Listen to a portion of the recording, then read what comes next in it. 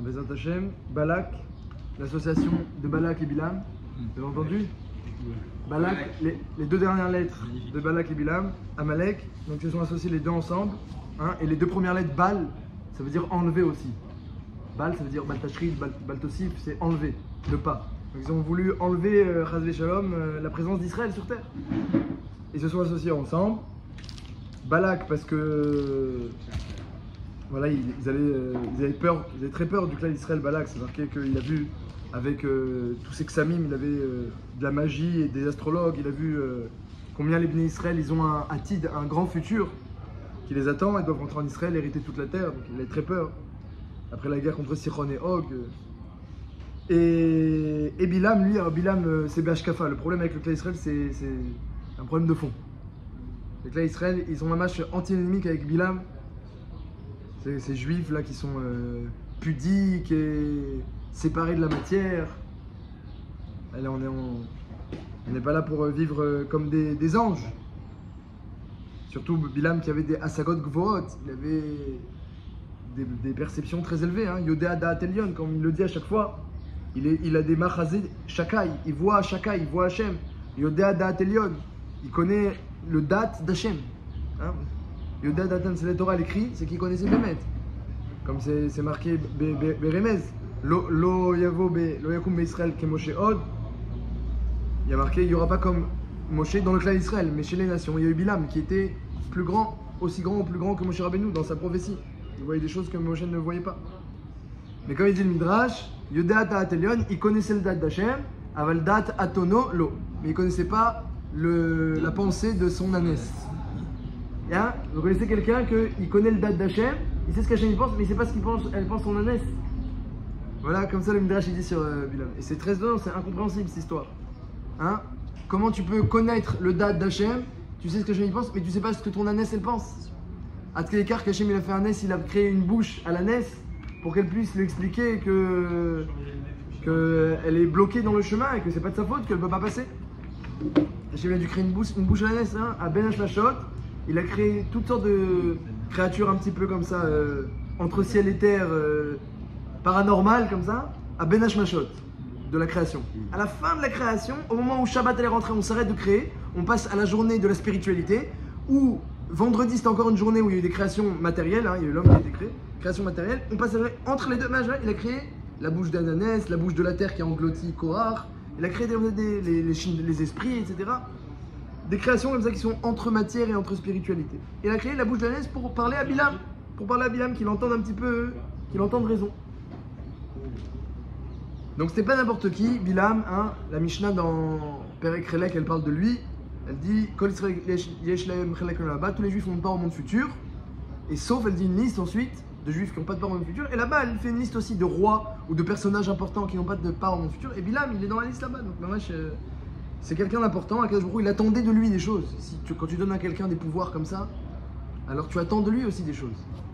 Mais chez les nations, Akadosh Baruch Hu, il a, comme il dit Rashi, dans Parashat Vayera, dans Parashat Bo, la tchouva des nations, elle n'est pas mitkayemet, elle n'est pas agréable à Akadosh Baruch Hu parce qu'elle ne tient pas, ou elle est inexistante, ou même quand ils font tchouva, elle ne tient pas. Mais sinon, tous les juifs, eux, ils ont une part au monde futur, dit la Mishnah, à écart qu'ils connaissent les 13 principes de Emouna. Hein, j'ai croisé un Rambam récemment, j'étais épaté de cela. Dans la rue. J'aurais un Rambam. J'ai croisé un Rambam qui dit quelque chose que je ne savais pas, que Akadosh Baruch Hu, il a une takana. Il a prévu même pour les Rishaïm du clan d'Israël, l'Olam Haba. Même quelqu'un qui est Racha Mamash, Hachem il a prévu un moyen qui rentre au Olam Haba. Mais comme ça il dit le Rambam dans l'Ilchot Shuvah, Aïka, qu'il ait les 13 principes de foi, les 13 principes de Emouna. S'il ne se trompe pas dans ses Hashkafot, donc c'est l'importance des Hashkafot de bien penser, s'il ne se trompe pas, c'est quoi les 13 principes de Emouna? Akadosh Baruch Hu Nimtza ou Mashgiach, Akadosh Baruch Hu, il est tout le temps présent et il dirige tout. Ou Echad, il est unique. En Logu Veno Demoutagouf, il a ni corps ni forme. Yodem Arshvot Ben Adam, il connaît les pensées. Je vais prendre le Sidour si elles sont marquées. Il est avant le. Ah, ouais, Ukadam Lechol Akdomim, bravo. Akadosh Baruch Hu, il a toujours existé. Bravo. Il a toujours existé. Hein, Béli Réchit, Béli Tachlit, il n'y a pas de début et il n'y a pas de fin chez lui. Il n'y a pas de début et de fin. Qu'est-ce qu'ils ont mis ici?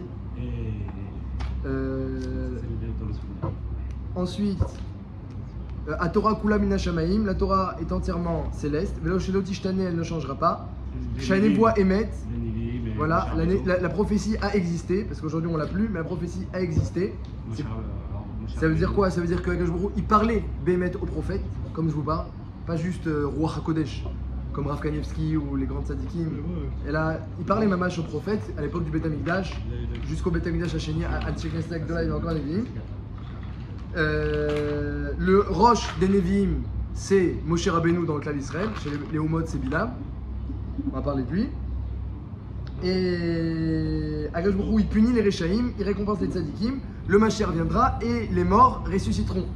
De même que les graines sous la terre, elles pourrissent et elles fleurissent, de même aussi les morts, ils ressusciteront. Donc voilà, c'est environ, il manque un principe de Fouri, En Avoda les Zoato, il n'y a que Hachem que l'on peut servir. En Avoda les Zoato. Le principe même de servir, c'est que pour Hachem. En Avoda les Zoato. Il n'y a personne d'autre à servir qu'Hachem. On est venu que pour ça. Il n'y a personne d'autre à servir qu'Hachem. Il n'y a rien qui concerne Israël. Sur Israël, non, il n'y a pas un des principes de Emouna. Emouna, c'est un musulman croyant, il part de la maman. Est-ce que ça, là, je ne sais pas s'il a besoin, je sais pas s'il a besoin des 13 principes. Je me demande, c'est une bonne question. Est-ce que un goy il a besoin des 13 principes de Emouna? Non, j'ai dit que pour que les Juifs, le Rambam que j'ai lu, il dit, c'est un autre Rambam que vous parlez, Chassidou Mataolam. Moi, je n'ai pas parlé de Rambam de Chassidou Mataolam. Je parlais d'un Rambam qui dit sur Kol Israël Yeshlem Chelek L'Olam Haba. La Mishnah qui dit que les Juifs font pas un monde futur, mais Bilam n'aura pas un monde futur. Balak non. Cette Mishnah-là, elle dit que les Juifs font pas un monde futur. C'est qui tous les Juifs? Est-ce que c'est même les Rechaïm ou pas? Moi, je pensais que les Rechaïm Gmourim, qui ont plus de Averot que de Mitzvot, ils n'avaient pas par monde futur. Comme ça, je pensais Betaout. J'ai vu dans le peut-être c'est une marloquette, j'ai pas encore eu le temps d'approfondir. Mais le Rambam dit que non. Que même les Rechaïm, s'ils ont 13 principes de Emouna, que Jborou il pourra quand même nettoyer leurs fautes. Donc c'est mamash un grand cap. Un juif, les 13. Il faut pas, il manque une. Ouais. Même Béchogeg, hein, une grand-mère, le Roche il dit, une grand-mère elle croit que Jborou il a des bras et des jambes, c'est Baya pour rentrer. Il faut pas, même Béchogeg, même une erreur par inadvertance dans ces principes-là est problématique. Donc l'importance de la Emouna. Et donc, Bilam, bah, il n'a pas part au monde futur. Alors, comment il a été exclu du monde futur? C'est ce qu'on va essayer de voir ensemble. Première question, on a demandé, est-ce que c'est possible un homme, il connaît le date d'Hachem, il connaît la pensée d'Hachem, il ne connaît pas la pensée de son ânesse, comme c'est dit le Midrash. C'est un très très élevé, mais pourtant tellement bas. Comment c'est possible une telle chose que tu ne connais pas la pensée de ton ânesse? Et la Mishnah dans Pirkei Avot, Mishnah très belle dans Pirkei Avot, Perek et Mishnah Yutet. La Mishnah Pirkei Avot, elle fait un lien tout à fait meyuchad entre Avraham Avinu et Bilam. Elle dit, Kolmi, vous connaissez la Mishnah en Pirkei Avot, Kolmi sheyesh beyado shlosha dvarim halalu. Tout celui qui a les 3 midot suivantes, il est élève de Avraham Avinu et Talmidav shel Avraham Avinu. C'est quoi les 3 midot? Ain tova, ruach nemucha, nefesh shefala. Les 3 midot pour être élève d'Avraham Avinu, un bon œil, Ain tova, donc il n'a pas de kina, il n'est pas jaloux. Ruach nemucha, humilité. Venefesh Shefala, il n'est pas Baal Ta'ava, il se suffit de peu. Il n'a pas de grands désirs matériels. Nefesh Shefala. Ça, c'est les élèves d'Avraham Avinu. Et celui qui a 3 autres midot, il est élève de Bilam Aracha. Quels sont ces midot? Ain Ra'a, un mauvais œil. Il regarde l'autre toujours négativement. Ruach Gevoa, l'orgueil, le kavod. Et Nefesh Rechava, et beaucoup d'attrait, de ta'avod, de désir pour ce monde-ci. Un Nefesh Rechava. Il y a de quoi mettre ici. Et celui qui a ça, il est élève de Bilam Aracha. C'est bien, pourquoi Nefesh Rechava, c'est pas bien? Nefesh Rechava, c'est quelqu'un qui a beaucoup de désirs matériels. Beaucoup de désirs matériels. Il a de grandes ta'ava. Bal ta'ava, vous direz, comme on dirait un bal ta'ava. Ça c'est la. Nefesh Atava, c'est pas? Nefesh, c'est la partie animale. Ah oui. Bravo. Il y a Nefesh, Ruach et Neshama.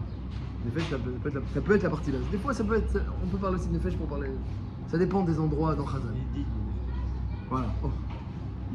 Pas mal. Alcool Panim, c'est une bonne contre-preuve. Les dits de Nefesh. Alcool Panim, il y a marqué que les élèves d'Avraham Avinu, ils ont Olam Haba, la Trilo Hayesh. Et ils manquent de rien dans ce monde-ci.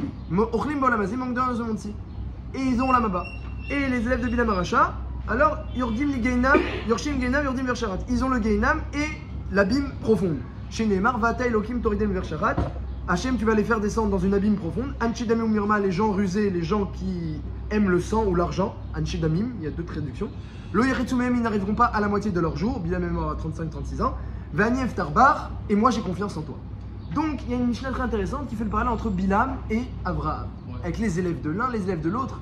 Et j'ai vu le Mara, il dit c'est incompréhensible cette Mishnah, il dit pourquoi Bilam et Avraham, prend Moshe et Bilam, ou prend Yaakov et Esav. Mais Bilam et Avraham, c'est même pas la même époque.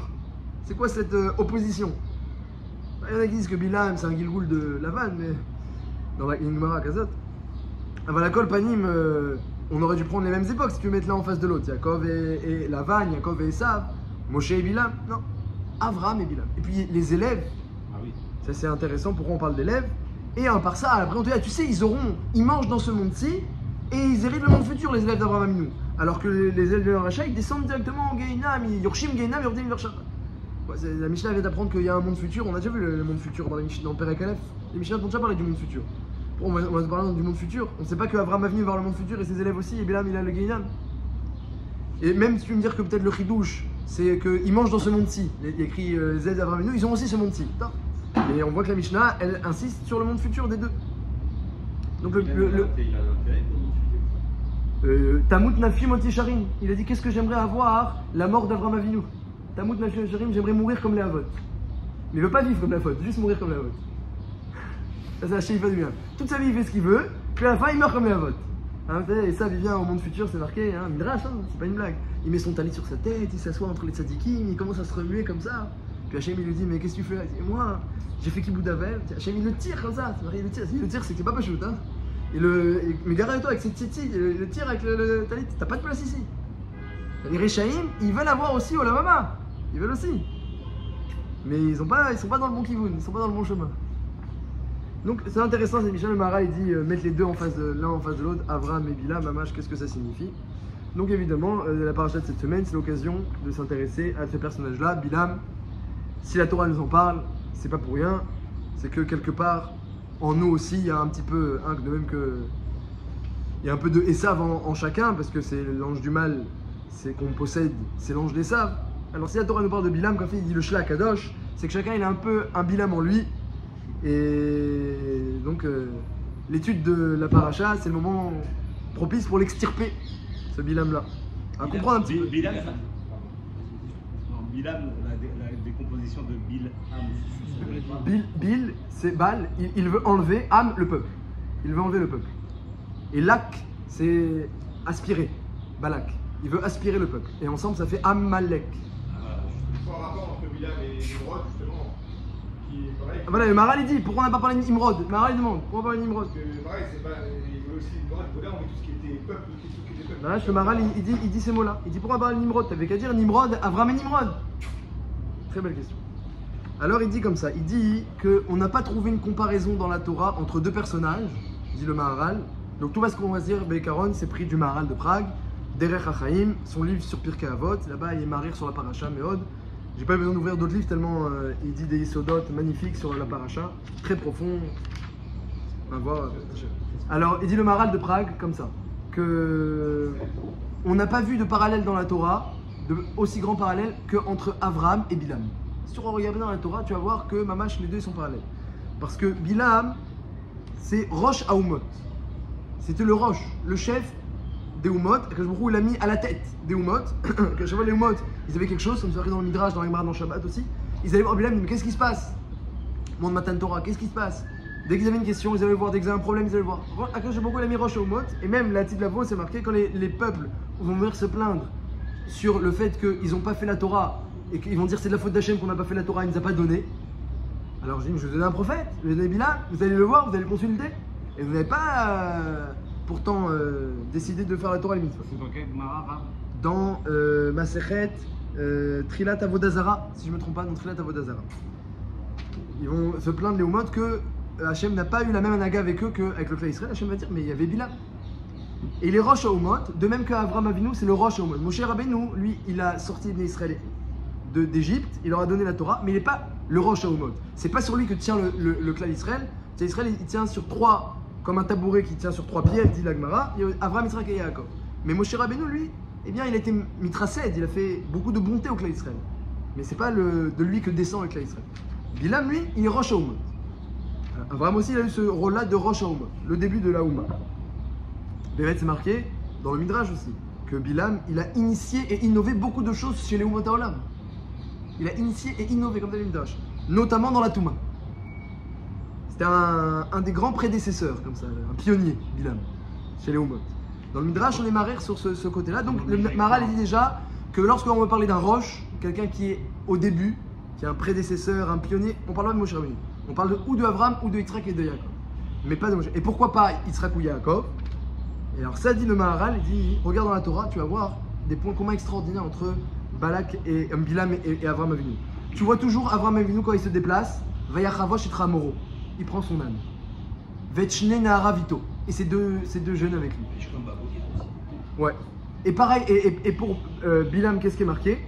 Il y a marqué que toujours il allait avec son ânesse. Donc il avait aussi son âne avec lui. Un tonneau, c'est comme Ramoro, c'est pareil. Et toujours Veshte Neharav Imo. Et toujours deux jeunes avec lui, c'est marqué dans la Torah. Donc il dit, le Maharal, tu vois que si on te décrit leur déplacement de la même manière, c'est qu'il y a un point commun profond. Et le Maharal, il dit quelque chose. Il dit que la Torah, c'est pas pour rien qu'elle te parle de leur mode de déplacement et qu'elle insiste sur cette ânesse-là. Et sur le l'âne de Avraham Avinu, c'est marqué que c'est l'âne sur lequel le Mashiach viendra. Donc c'est pas n'importe quel âne. C'est pas pour rien. Dit le Maharal comme ça. Qui aura été la manière dont un homme il se déplace dans la Torah, c'est la manière dont il se déplace. Il y a une image de la manière dont il se déplace dans ce monde-ci. Et en fait, c'est la hashkafa du peuple dont on parle. Avraham Avinu, lorsqu'il déplace sur un âne, il montre maintenant la direction au clan d'Israël. C'est comme ça qu'on se déplace. Et ça veut dire quoi? Il dit le Hamor, l'âne, c'est pas seulement le moyen de déplacement dans ce monde-ci, c'est aussi le symbole de la matière. Hamor, c'est Romer, c'est la matière. Donc Avraham Avinu, lorsqu'il chevauche son âne, il te dit voilà comment on se déplace dans ce monde-ci. On chevauche la matière. Avraham Avinu, c'est pas un prêtre qui va s'excommunier très loin et se séparer de tout le monde et rester. Il a la matière avec lui. Il a la matière avec lui. Avraham Avinu, il avait beaucoup d'argent, il recevait beaucoup d'invités, mais il la chevauche la matière. Il la chevauche. La matière, elle est neutralisée, elle est maîtrisée. Ah, Bilam, il chevauche, mais il chevauche son ânesse. Il dit le Maharal, Bilam c'est un zachar, c'est un masculin, un mâle, et l'ânesse elle est femelle. Donc lorsque Bilam il chevauche l'ânesse, c'est synonyme de chibour. Ça veut dire que la matière, il est avec elle, mais comment? Il est meroubar avec elle. Il est attaché, il est... On comprend quoi là-dedans? Quoi? Il aime la matière, il est attaché à elle, il ne fait qu'un avec elle. Il y a deux manières de chevaucher. Lorsque Abraham est venu chevauche, lui il est mâle, et l'âne était un chamor, un mâle, plus et plus, ça se repousse. Mâle et mâle, ça se repousse. Donc il chevauche la matière, mais comme quelqu'un qui la maîtrise. Bilam, il chevauche la matière comme quelqu'un qui est épris de la matière. Voilà. C'est marqué dans le Midrash, c'est marqué que toutes les Korot Atouma, il les prenait Bilam du fait, le Zohar aussi il le dit, il prenait du fait qu'il cohabitait avec son ânesse. C'est de là qu'il prenait ses forces de Touma. Donc non seulement il la chevauche, il cohabite, mais en plus de là il prenait ses forces, comme ça c'est machma dans le Zohar. Comment il y a fait une contradiction entre le fait qu'il ait Touma aux individus et qu'il ait la névoie? Et voilà, exactement. Alors ça c'est la Sheila, est-ce qu'on peut connaître la date d'Hachem, pourquoi le date de son ânesse? On va y arriver. En tout cas Bilam, il a la matière, mais il est mechoubar. Il est épris de la matière, il est emboîté avec la matière. Plus et moins, ça s'emboîte. Alors qu'Avraham, nous, il a la matière, nous on la chevauche. On n'est pas séparés, on la chevauche. Les deux Néharav, les deux jeunes qui accompagnent, pourquoi toujours on parle de deux jeunes qui accompagnent? Il dit, c'est marqué dans le Zohar, il n'y a pas écrit. Alors dans le Midrash, c'est marqué pour Avraham, c'était Eliezer et Ishmaël. Mais ça c'est un Midrash. Mais là on est dans l'explication allusive du texte, d'après le Maharal. L'explication allusive du texte, c'est des Néharim qui accompagnent toujours, c'est marqué dans le Zohar, Parashat Veishlar. Lorsqu'on parle de deux accompagnateurs, dit le Zohar, début de Parashat Veishlar, il ne s'agit que de Yetzera Tov et Yetzera Ra. Ki malachav Yetzavelach. Hachem il leur donne à deux malachim, Yetzavelach, Lishmocha Barol Derachecha, qui t'accompagnent. Et c'est le Yetzera Tov et Yetzera Ra. Et donc Yetzera Tov et Yetzera Ra, ils accompagnent Avraham Avinu, ils accompagnent Bilam. Mais qu'est-ce qu'il dit Avraham Avinu? Il dit aux deux penchants, chez vous lachem po imachamor, restez avec l'âne. Vani nelcha atko, moi je vais aller sur le mont Moria, venishtachave, venashuv alechem, on va se prosterner avec Yitzhak et on reviendra. Il dit quoi aux deux Néharim? Restez avec le Hamor. Alors que Bilam, il se promène, il est avec ses deux jeunes, on n'a jamais vu qu'il les a mis de côté. Et tout le temps avec eux. Ils ont fait des jeunes. Ça veut dire quoi? C'est-à-dire qu'il y a explique Rav Greenman, un des talmidim du Chazon Ish, il explique que tout le tafkid d'un homme dans ce monde-ci, on peut résumer finalement tout ce monde-ci qui est une grande devinette. Le Chazon Ish il disait ce monde-ci c'est une grande devinette. Savoir pourquoi je suis là, qu'est-ce que je dois faire, qu'est-ce qu'Hachem attend de moi, est-ce que Hachem est content de ce que je fais, c'est une grande devinette. Pourquoi ça se passe comme ci et pas autrement? On comprend même pas une goutte d'eau dans l'océan de ce qu'Akadosh Baruch Hu fait, c'est certain. C'est certain. Mais, en tout cas, dans notre rôle sur Terre, dit Rav Greenman, il y a quelque chose qui est quand même très bolette, qui est très visible. C'est qu'Akadosh Baruch Hu nous met dans un monde où, et dans une personne, dans un gouffre, dans une vie, où il y a des yetzarim, des penchants. Il y a le bon penchant, il y a le mauvais penchant. Tout ça, c'est quoi? C'est des penchants, des instincts. Tu as un instinct de faire du bien et tu as un instinct de faire du mal. Il y a le Yetzer Hatov qui te dit ah non, Chaval quand même et tout, la petite voix comme ça. Et le Yetzera qui te dit ah non, Chaval aussi. Les deux ils disent ah non, Chaval, mais pas pour la même chose. Comme elle dit la Gemara, Oili mi yotzri, Oili mi yitzri. Si j'écoute la Torah, Oili mi yitzri, mon Yetzera va m'embêter. Si j'écoute les mitzvot, si j'écoute la Avera, Oili mi yotzri, c'est Hachem qui va venir ensuite me punir. Donc un homme il est entre deux penchants. Avraham Avinu, il dit chez vous lachem poima chamor. Il dit au penchant restez avec l'âne, avec la matière. Ça veut dire quoi? Il dit Rav Greenman, un homme il doit arriver à s'élever au-dessus de ces deux penchants, même au-dessus de son Yetzer Hatov. Parce que c'est un penchant finalement, Yetzer Hatov. Il vient t'aider. C'est un outil dans ta main. C'est comme les deux jeunes, c'est comme le chamor, ils viennent t'aider. Mais tu dois pas être dépendant de tes Yetzer. Quand le Shekin, il ne faut pas être dépendant de son Yetzer Hara, mais même de son Yetzer Hatov. Le Chazon Ish, quand il demandait c'est quoi votre plus grand plaisir dans la vie, votre plus grand oneg? Moi, on m'a dit, j'aurais dit une Gemara avec un Tosfot et la couche de Rabbi Akiva Eiger et le tirou du Raprei. J'aurais dit comme ça. Parce que c'est un penchant qui parle. Chazon Ish disait, c'est mon plus grand oneg, et je pense que c'était très calculé ce qu'il disait. Il n'a pas dit ça de façon comme ça, spontanée et instinctive. Il disait, mon plus grand oneg, c'est définir exactement ce qu'Hachem il attend de moi dans une situation et le faire. Savoir qu'est-ce que c'est Retson Hachem à un instant T et le réaliser. C'est-à-dire qu'un homme il peut décider, qu'est-ce qui va lui faire plaisir, qu'est-ce qui va le rendre joyeux, quel est son but dans la vie. Et il peut aussi écouter ses deux penchants. Un il va écouter que son mauvais penchant, les pauvres. Un autre il va écouter son bon penchant, mais il est encore dépendant de son penchant. Et le jour où son bon penchant ne l'aidera pas à faire une mitzvah, il la fera pas. Parce qu'il n'a pas été aidé sur ce coup-là. Et il y a Avraham Avinu qui arrive qui a dit mais qui a dit qu'il faut écouter les penchants? C'est des outils. L'âne, c'est un outil. La matière, c'est un outil. Les penchants sont des outils. Et comme ça dit Rav Greenman, le talmid du Chazon Ish, il dit que toute la vie, comme ça il résume toute la vie, c'est savoir réussir à s'élever au-dessus des penchants pour réaliser exactement ce qu'Hachem il attend de toi. Et des deux penchants même. C'est possible sans Yetzer Hatov. C'est possible même sans Yetzer Hatov. Voilà, avec le Sechel. Mikor HaSechel. Quand un homme il réfléchit, et il met de côté la subjectivité et ses instincts. J'ai très envie de faire la mitzvah, et puis j'ai très envie de faire ci. Attends. Mets de côté ce que tu as très envie, et réfléchis un peu, qu'est-ce qu'Hachem il attend de toi. Et tu peux arriver à une subjectivité et à être droit. Et c'est marqué le shochad, lorsqu'un homme il a reçu un pot corrupteur, un pot de vin, alors il ne peut pas arriver à faire ça par rapport à celui qui l'a offert le pot de vin. Ça c'est vrai. Mais lorsqu'un homme y réfléchit bien, il peut mettre ses penchants de côté et réfléchir qu'est-ce qu'Hachem il attend de lui. Il y a marqué le Malbim. Le Malbim il dit, lorsqu'Avraham Avinu il a ordonné à Avraham Avinu la Kedat Yitzhak, quel était. Il y a beaucoup de gens ils seraient prêts à sacrifier leurs enfants. Il y a beaucoup de tzadikim ils seraient prêts à sacrifier leurs enfants. C'est vrai, si Hachem dit sacrifier ton enfant, il y a même des goïms qui ont sacrifié leur enfant pour Hachem, le Midrash dit. C'était un kitroug. À l'époque de Elisha, il y a un goy qui a sacrifié son fils pour Hachem, et il y a un kitroug sur le clan Israël.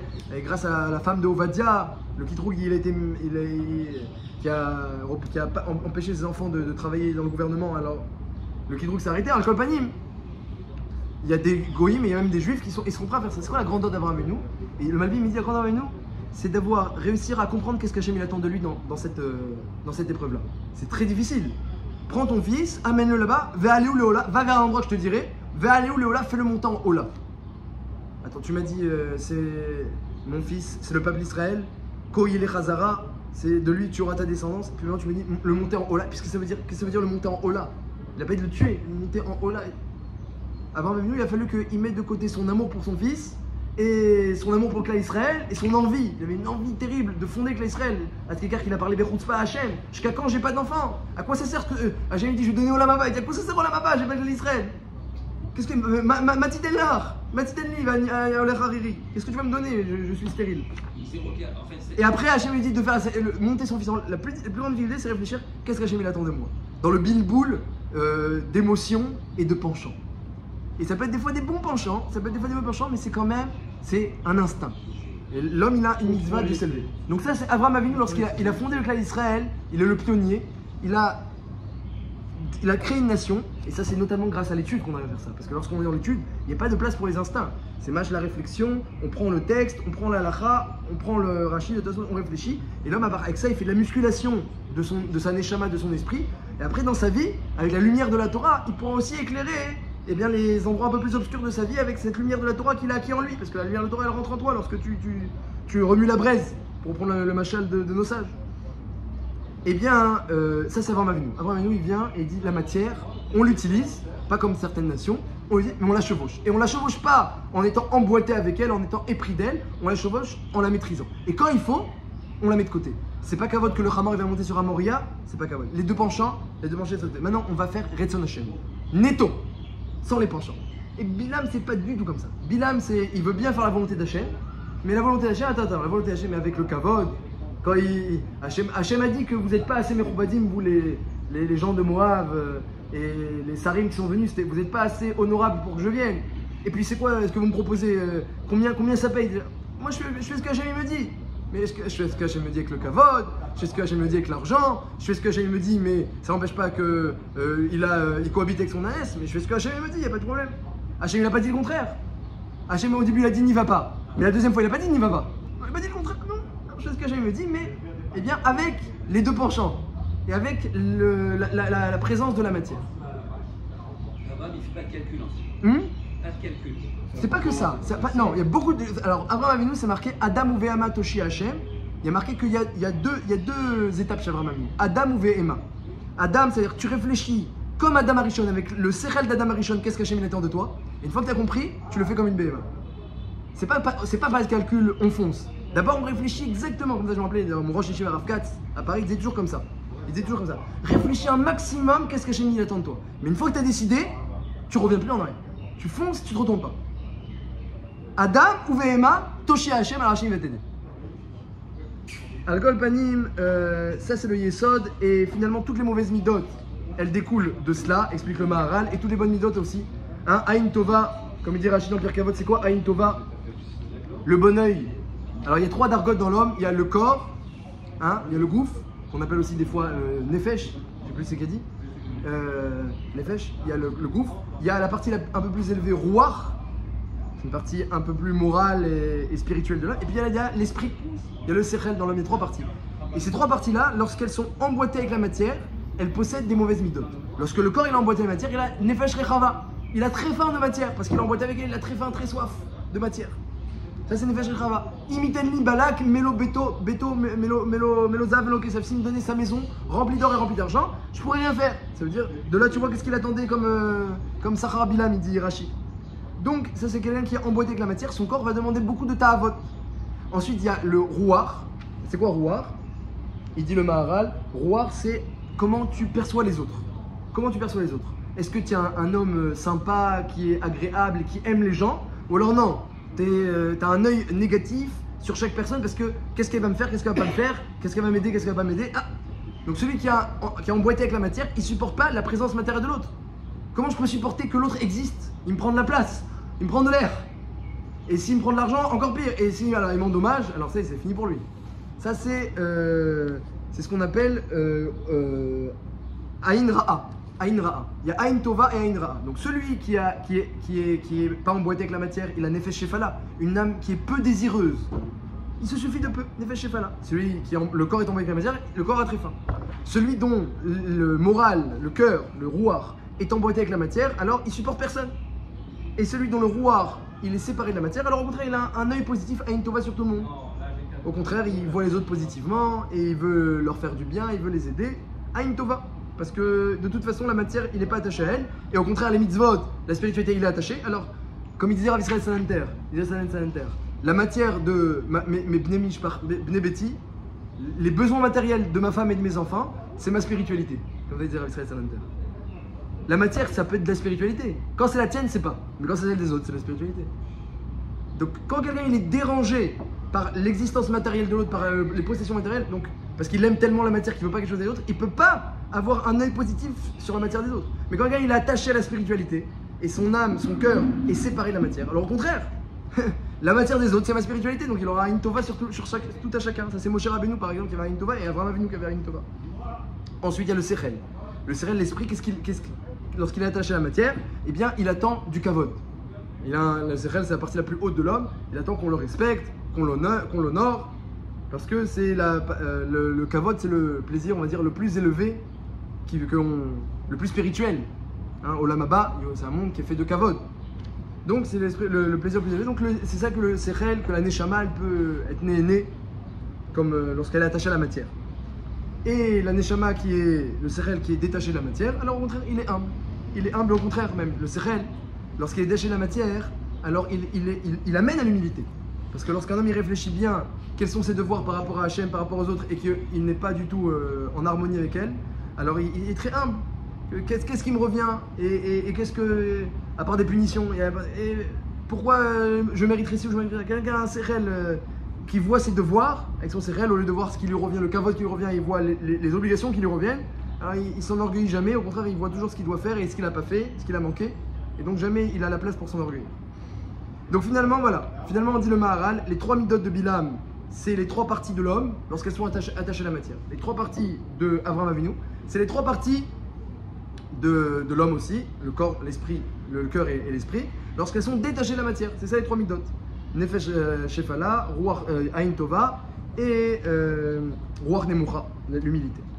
Et pourquoi ensuite on parle de Olam Haba et de Gehinam? Parce qu'en fait un homme, c'est ça un autre yesod du Maharal, un homme il doit, eh bien, déjà dans ce monde-ci, préparer son monde futur.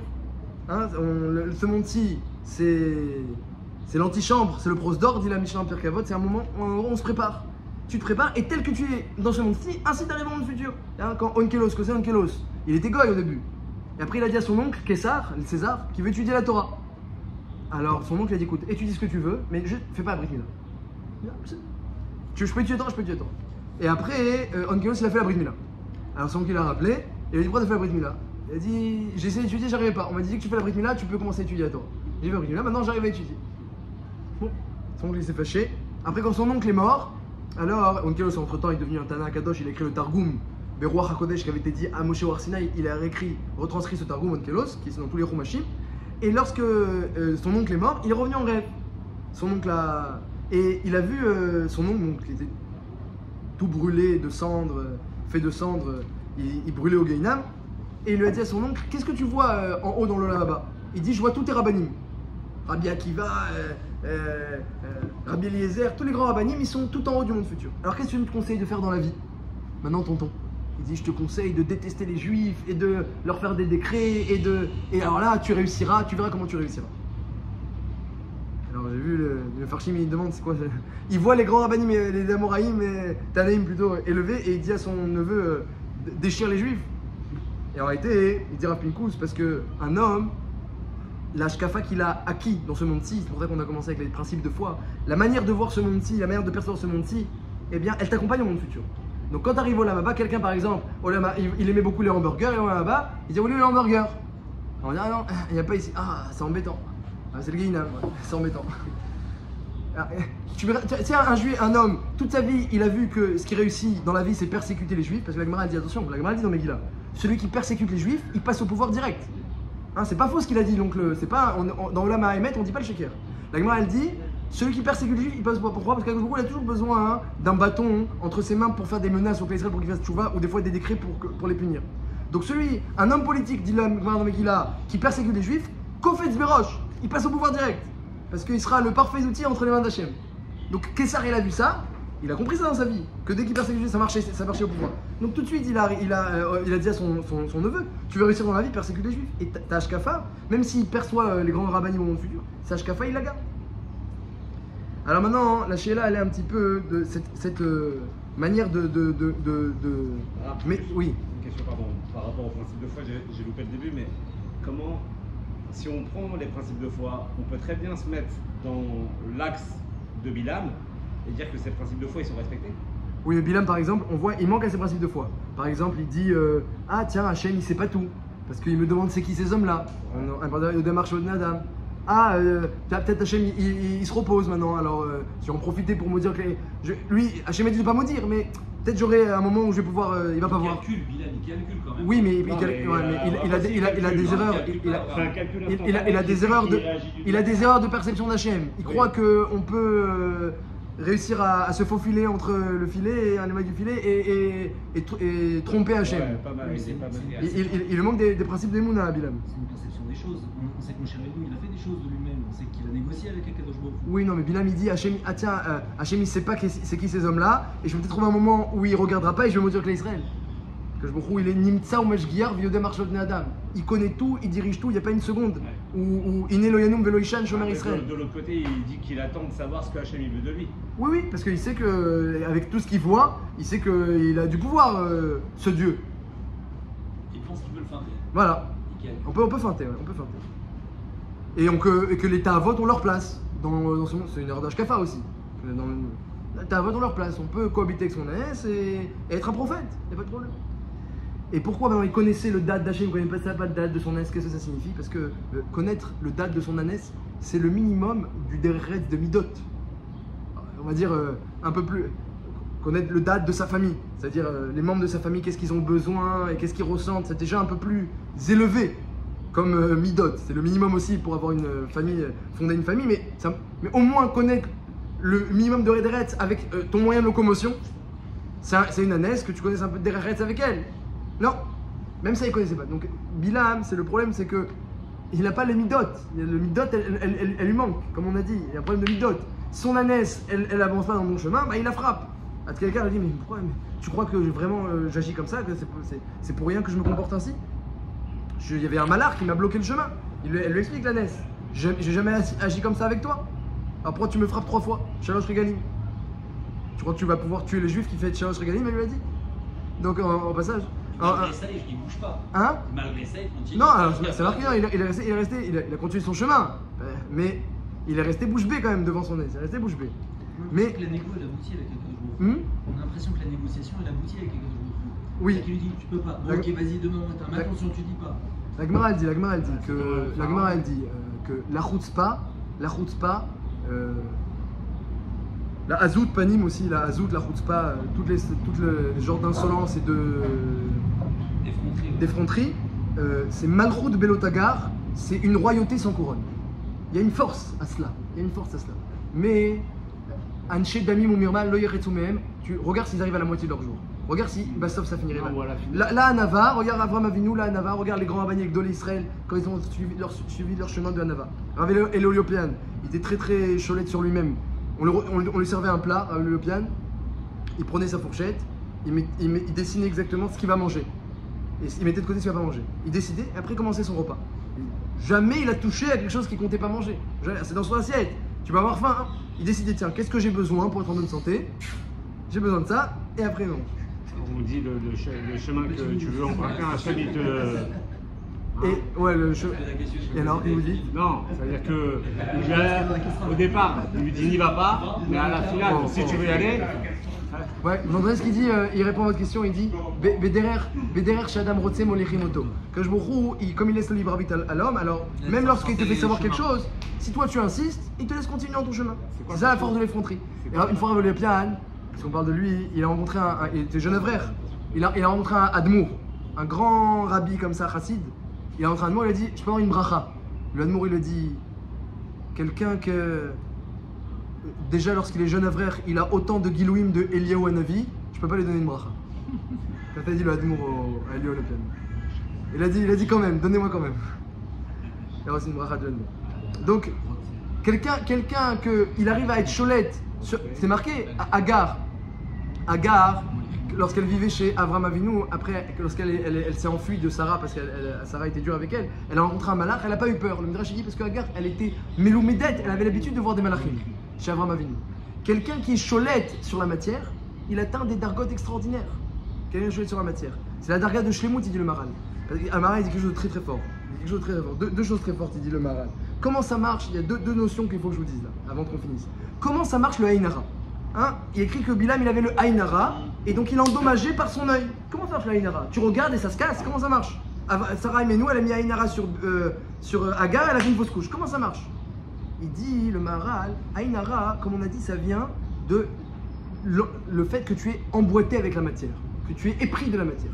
Comme l'homme qui chevauche son ânesse et qui est épris d'elle. Donc il est accroché à la matière. Comme il est accroché à la matière, il ne supporte pas, on a expliqué, la matière chez les autres. Et ça, c'est le Ainara. Explique le Maharal que quelque chose de très pachout, mais quand on y réfléchit, c'est profond. L'âme, elle est éternelle. Que Baruch Hu, de lui-même, il a donné les âmes au clan d'Israël. Tout ce qui vient avec Baruch Hu, c'est éternel. La matière, qui est Yesh Me'ain ex nihilo, c'est une création, entre guillemets, nouvelle. Que Baruch Hu, il a retiré un petit peu de la Ruchniut qui était là avant, et il a laissé la place à la matière. Cette création-là, elle est temporaire. Fini. Ouais. Elle pourrit la matière. La Neshama, elle pourrit pas. La matière, elle pourrit. La matière, elle se casse. La matière, elle est limitée.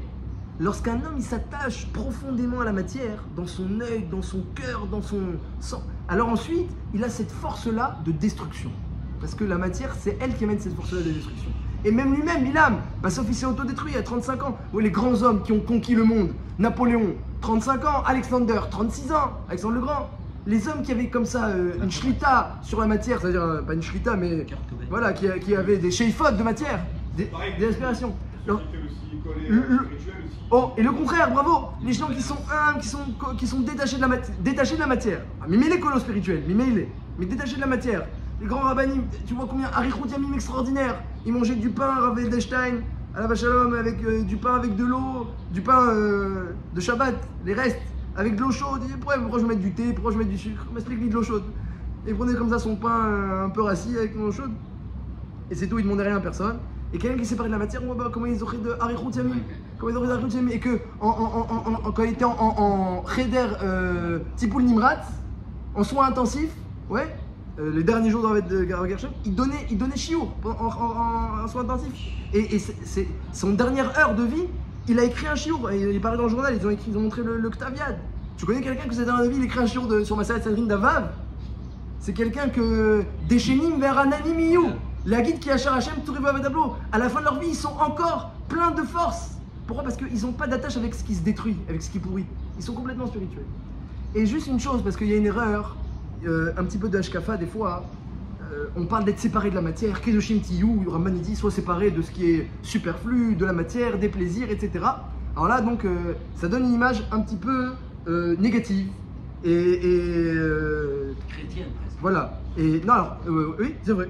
Et d'un autre côté, on sait que le Nazir, qui s'est privé de vin pendant 30 jours, il a mis un korban khatat, parce qu'il a fauté. Il a fauté qu'il s'est privé de vin pendant 30 jours.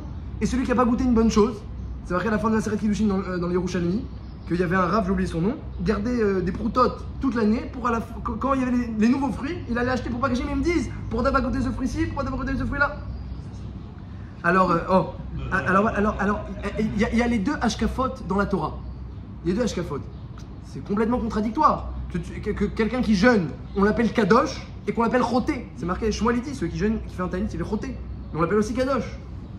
Alors, il y a une Messilat Yesharim qui explique Arichut un petit peu, mais moi ce que je pense, ce qui ressort du Messilat Yesharim et ce qui ressort du Maharal sur ce sujet-là, c'est très simple. C'est un homme, il ne doit pas se priver, il ne doit pas se faire souffrir. Celui qui se fait souffrir, je dis, pourquoi tu fais souffrir? Pourquoi je t'ai créé pour te faire souffrir? Pourquoi tu fais souffrir? Il ne doit pas se priver. Un homme, il doit ne pas avoir besoin. C'est ça ce que Hachem attend. Quand Hachem dit la matière qui n'est pas nécessaire, c'est par toi, ça veut dire quoi? Fais-toi souffrir. Fais-toi souffrir, Hachem t'attrape de l'autre côté, pourquoi tu te fais souffrir? Ni tu fais souffrir les autres, ni tu fais souffrir toi. Il n'y a pas une mitzvah de se faire du mal. Mais ne pas avoir besoin. Parce qu'Hachem, il veut ton plus grand bien et ton plus grand plaisir. Et si ton plus grand plaisir, il est dans la matière, comment ça va finir? Ça va finir comme Bilam. C'est comme ça que ça va finir. Donc le plus grand bien et le plus grand plaisir de l'homme, c'est lorsqu'il est séparé de la matière. C'est lorsqu'il n'en a pas besoin. Donc lorsqu'on dit qu'un nazir, il s'est privé, il s'est fait souffrir, Hachem, il lui dit mais pourquoi? Pourquoi tu te fais du mal? C'est quoi la ta'ana, le reproche d'Hachem? C'est pourquoi tu te fais souffrir. Mais si quelqu'un, il n'a pas besoin de faire un jeûne, pas besoin de faire un ta'anit. Il n'a pas besoin, il est séparé. Là pour moi, le vin, pas le vin, tu mets du vin, de l'eau, du jus d'orange. Rav Kanievski, quand il finit son repas, il demandait à sa femme, qu'est-ce que j'ai mangé? C'est quoi le bracha acharona? Mais ça arrive pas instantanément, il y a un chemin pour arriver ça. Il y a un cheminement, il y a un cheminement. Et ce cheminement, il passe par. Bravo, bravo. Il passe par un peu de privation progressive. Voilà, il faut, voilà, exactement. Dans le messianisme. C'est vrai, voilà. L'ascétisme. Nahon. Si quelqu'un il est tout le temps en train de courir après les glaces et les bons gâteaux, il ne pourra pas arriver à être séparé. Mais la hashkafa de la Torah, elle est que l'homme il n'a pas comme vocation de se faire souffrir, il a comme vocation d'être imperméable. Et Behemet, dans la Gemara, dans le Kiddushin, Yachol Yot, et j'ai entendu plusieurs fois comme ça de plusieurs rabbanim. Et comme ça, c'est machin dans le Kiddushin d'Aflamed Amoudbet, que tout le mahalar de privation, c'est-à-dire se priver pour finalement Bassov être un petit peu indépendant, parce que quand tu te prives, quand tu cours derrière, tu ne seras pas indépendant. Au contraire, comme c'est marqué dans la Gemara, rassasie ton Yetzirara et il aura encore plus faim. Alors que affame-le et il sera rassasié. C'est vrai. Mais tout ça, c'est pour quelqu'un qui n'a pas l'étude de la Torah. Comme ça, c'est machma dans le Kiddushin d'Aflamed Amoudbet. Mais celui qui a le pansement sur la plaie, la Gemara elle dit mange ce que tu veux, bois ce que tu veux, ve'en ata choshesh. Et tu t'en fiches. En ata choshesh. Quelqu'un qui a un bon kécher avec la Torah, avec l'étude de la Torah, et qu'il est chaque fois dans son imout. Alors je me rappelle, moi, les rabbanim, quand j'étais jeune à la yeshiva, ils répétaient souvent ça, quand les jeunes qui avaient des problèmes de mauvaise pensée ou de ta'avod, ils disaient n'affronte pas directement. Pense à ta soubia, sois dedans, sois bien dans ta Torah, dans tes mitzvot, et ça te protège complètement. Si on a besoin de faire autrement, et de se priver, c'est peut-être parce qu'on n'a pas réussi encore, c'est pas facile, à être suffisamment attaché. Mais un homme qui est bien attaché à la Torah, bah sauf, alors le reste, Ça veut dire que Messilat Yesharim, c'est un chemin pour arriver à ne plus avoir besoin, mais qu'on passe par de la privation. Le Messilat Yesharim, il parle pas, mais fourrage, qu'il faut se faire souffrir et se priver. C'est pas ça, au contraire, il ramène que le Nazir il est choté. Mais le but, ce que j'explique, le but, c'est que s'il faut passer par là, c'est pas. Le but en soi n'est pas la privation, et au contraire, le but c'est d'arriver à ne pas avoir besoin. Si on peut arriver à ne pas avoir besoin sans passer par ce tsahar là, alors c'est inématov. Et dans tous les cas, même si quelqu'un se prive, mais qu'il ne fasse pas Betsura Shel Neder, qu'il se pendant 30 jours, je ne mange pas de vin, et Mais s'il le fait dans Sadeh Shkava, on est des hommes. Même celui qui a un kécher avec la Torah, avant d'arriver à un niveau de pureté qui fait que notre rapport à la Torah il désactive toute l'attirance qu'on peut avoir par la matière et par rapport à nos besoins. Voilà, le Rav Lopian, il avait cette notion. Donc de voilà, limite. il faut arriver, voilà, comme vous dites, il faut aussi arriver à se limiter, mais le but n'est pas la limite et le but n'est pas la privation. Le but c'est qu'on ne soit pas comme Bilam, qu'on n'ait pas cette attache comme ça avec la matière. C'est un petit peu une hashkafa aussi, c'est une hashkafa. C'est est-ce que je prends le chemin où la matière, eh ben, on avance ensemble, avec les deux Néharim, avec les penchants, avec le Hamor, on avance tous ensemble. Ouais, non. Les Néharim, les deux jeunes, vous restez avec le Hamor. Et moi, je vais être Nishtachave, il dit le Maharal, Nishtachave venashuva. Le seul moyen d'être complètement Nishtachave Hashem et Nashuva, c'est-à-dire d'être complètement annulé devant Hashem et d'être complètement faire tchouva, c'est seulement cette indépendance avec les penchants, avec la matière. Tant que tu es dans le malheur de matière et de penchant, même bon penchant, tant que tu es dans le malheur, alors tu ne sers pas Hashem, tu sers ton penchant. Tu as tellement un penchant de faire quelque chose, même une mitzvah, que sauf, tu sers ton penchant. Il faut bien que je fasse baisser le son de ce penchant. Donc finalement tu ne sers pas Hashem. C'est seulement quand un homme il met ses penchants de côté et qu'il renforce la lumière du Sechel qu'il peut vraiment réussir à servir Hashem. Sur le Haïdara, il n'écholette que sur quelqu'un qui aurait un penchant de Bilam.